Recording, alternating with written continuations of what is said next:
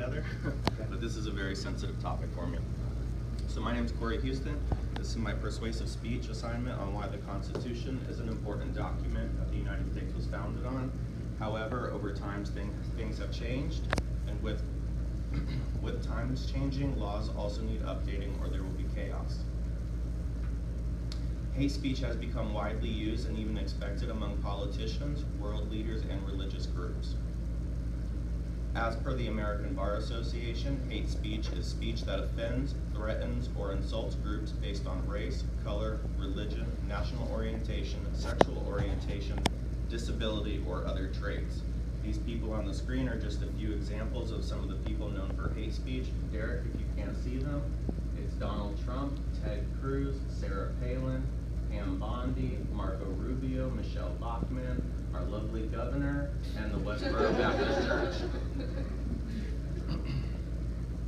The First Amendment states Congress shall make no law respecting an establishment of religion or prohibiting the free exercise thereof, or abridging the freedom of speech or of the press, or of the right of the people peaceably to assemble and to petition the government for a redress of grievances. As you can see, this was written with the best of intentions.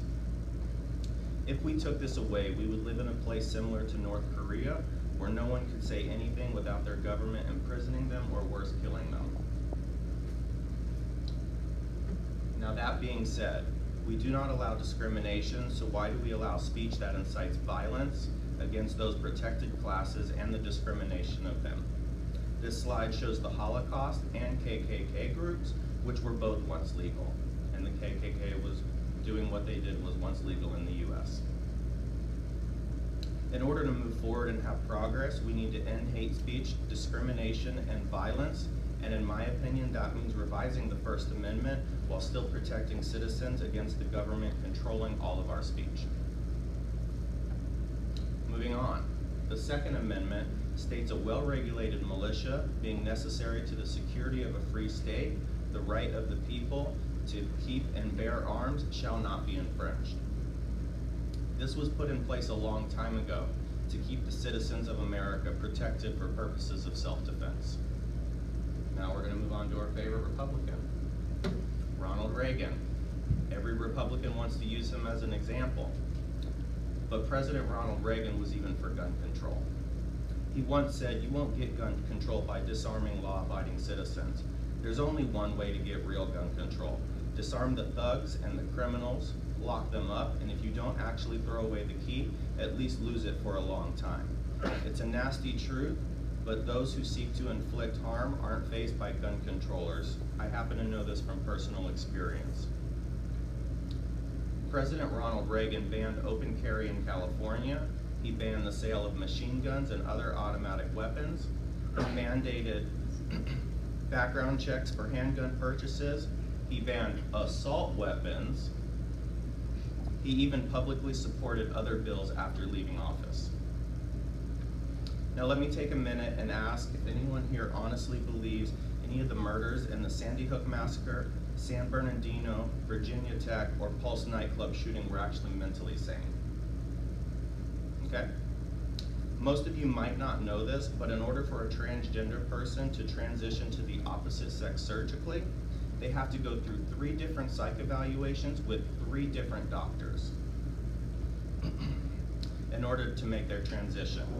How does it make sense that you need 3 different evaluations for a vagina and not even one for a gun?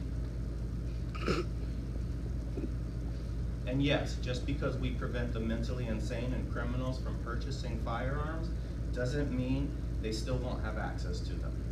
Crystal meth is illegal to everyone, and yet everyone has access to it if they really want it. Like, for example, a man who was kicked out of the police academy, investigated on 2 different occasions for suspicions of terrorism, and put on a terrorist watch list, and was still able to purchase multiple firearms. This is why, in my opinion, there needs to be adjustments to the Second Amendment, such as not only background checks, but maybe start psychiatric evaluations, and absolutely no issuing of firearms to people who have links to terrorism. I am a proud firearm owner. I am also a veteran. However, I would gladly surrender my firearm until I passed a psychiatric evaluation before getting it back. As some of you may know, I lost 3 friends in Orlando, and I have 4 more that are still in the ICU. This was an unnecessary and even preventable had our government done its job to protect all of its citizens.